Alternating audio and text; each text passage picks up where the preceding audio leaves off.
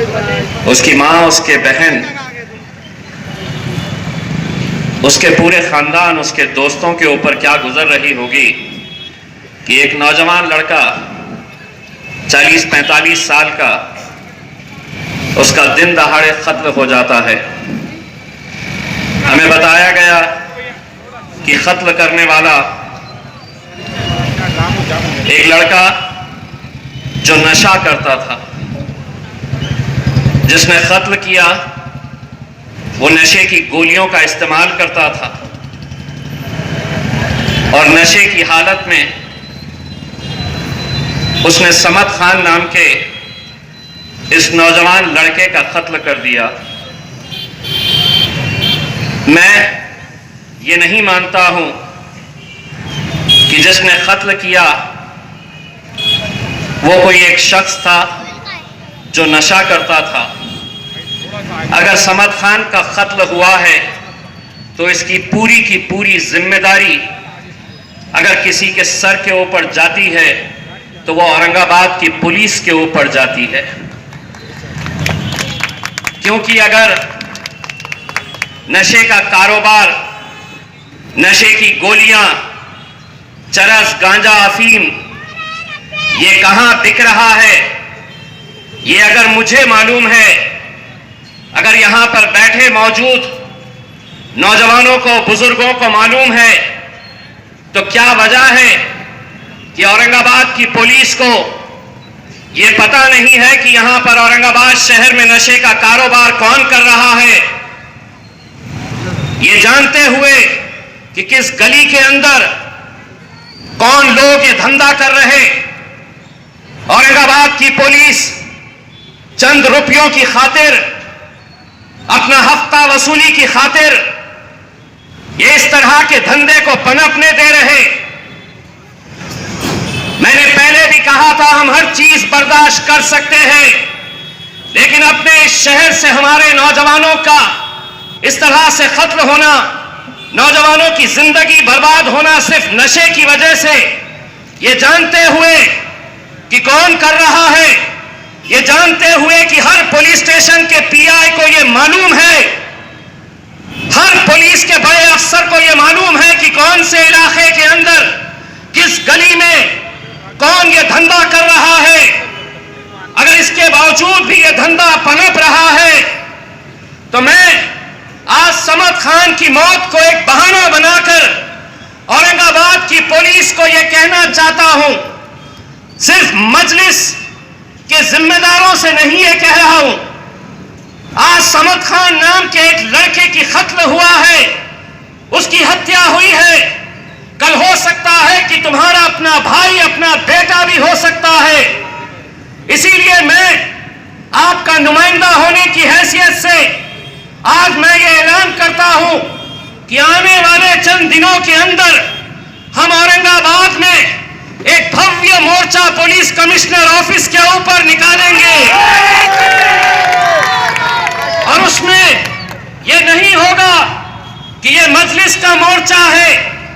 वो हर बाप जो अपने बेटे से मोहब्बत करता है, वो हर भाई जो ये जानता है कि मेरा भाई नशे की हालत में अपनी जिंदगी बर्बाद कर रहा, वो माए जो जानती है कि नशे की वजह से एक पूरा घर बर्बाद हो रहा है, अगर ये पनप रहा है और पुलिस की देख रेख के अंदर पनप रहा है, तो मैं आप लोगों से अदबन गुजारिश करना चाहूंगा, जिस दिन ये ऐलान होगा कि आज कमिश्नर ऑफिस के ऊपर धावा बोला जाएगा तो पूरी औरंगाबाद की आवाम हमारे साथ खड़े रहेगी।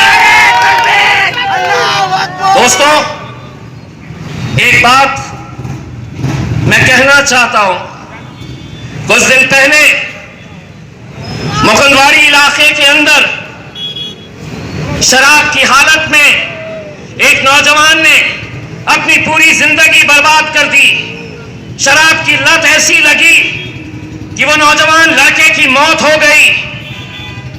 जितने भी उसके दोस्त, उसके रिश्तेदार, उस इलाके के अंदर रहने वाले लोग थे, उन्होंने उस लड़के का अंतिम संस्कार किया और अंतिम संस्कार करने के बाद मुकुंदवाड़ी की वो नशे की दुकान को पूरी तरह से फोड़ दिए।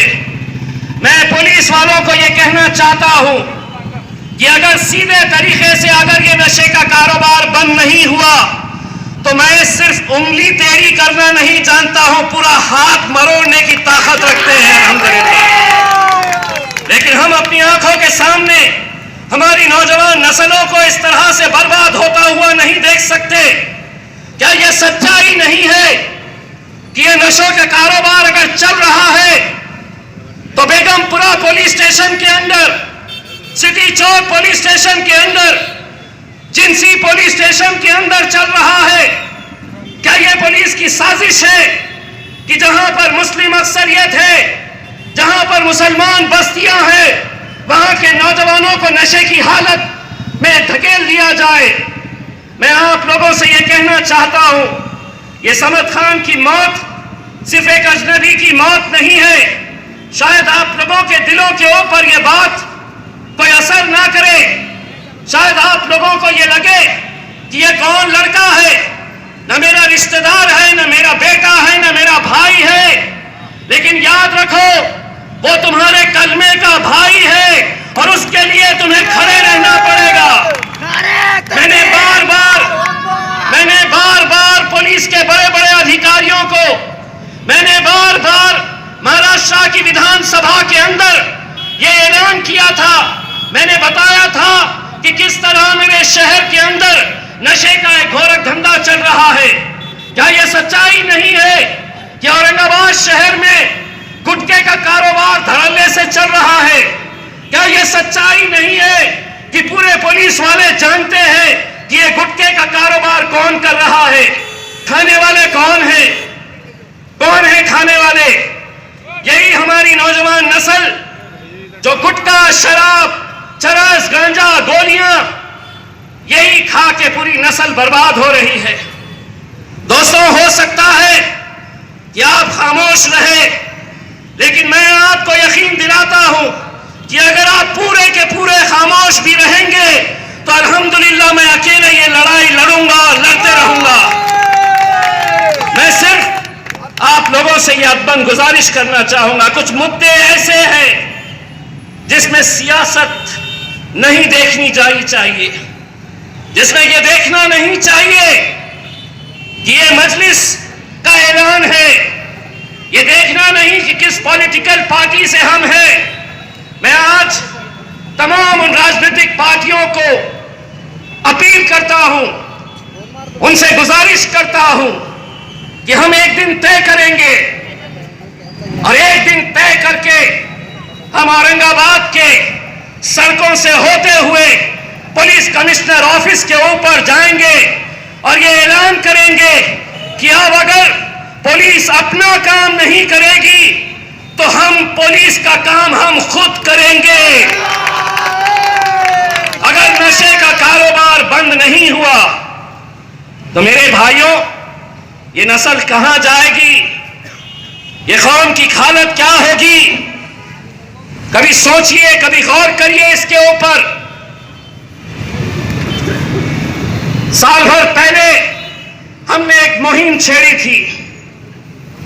हम औरंगाबाद शहर से, खुसूसन उन इलाकों से जहां पर गरीब लोगों की बस्तियां हैं, जहां पर हमारे नौजवान, हमारी माएं बहनें गुजरती है, वहां से हम शराब की दुकानें बंद करना चाहते हैं। हमने जेरीपुरे की एक दुकान हमने जोर जबरदस्ती करके बंद करी। नतीजा क्या हुआ?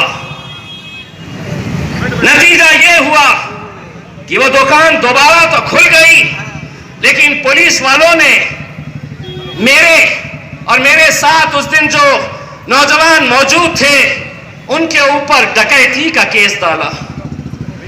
जानते हैं डकैती का केस किस लिए डाला?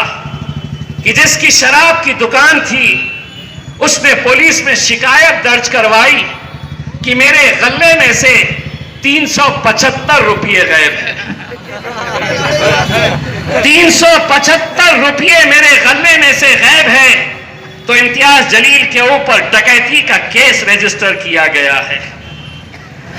मैं एक बात कहना चाहता हूं कि अब इस मैदान में आए हैं तो इंशाअल्लाह हम ना डरेंगे, ना घबराएंगे, ना हम दबेंगे।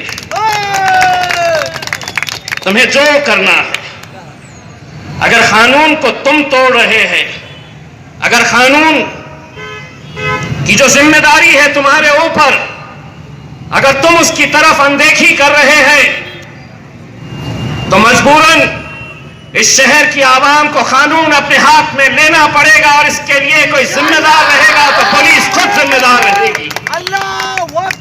मेरे भाई, आज मैं बहुत कुछ कहना चाहता था, लेकिन जब से ये खबर मिली कि एक नौजवान लड़के का कत्ल हो गया और हम यहां पर आके अगर हम सियासी हमारी बातें अगर करेंगे तो सियासत में हम रहे न रहे, एक बात तय है कि इस शहर की गंदगी को साफ करने की जिम्मेदारी अल्हम्दुलिल्लाह हम उठाएंगे। इंशाअल्लाह इस शहर की गंदगी को हम सबको मिलकर खत्म करना होगा।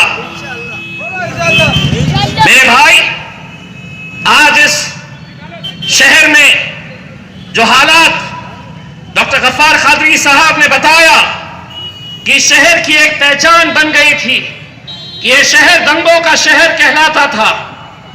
यह शहर एक हाइपर सेंसिटिव सिटी नाम से जाना जाता था। पूरे मुल्क में जो 12 संवेदनशील शहर माने जाते थे उसमें औरंगाबाद शहर था।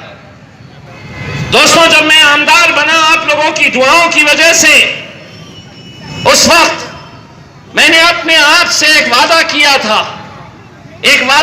था कि इस शहर में कभी दंगा नहीं होने दूंगा। एक वादा किया था कि इस शहर के अंदर हिंदू, मुस्लिम, दलित कोई भी आपस में लड़ेंगे नहीं।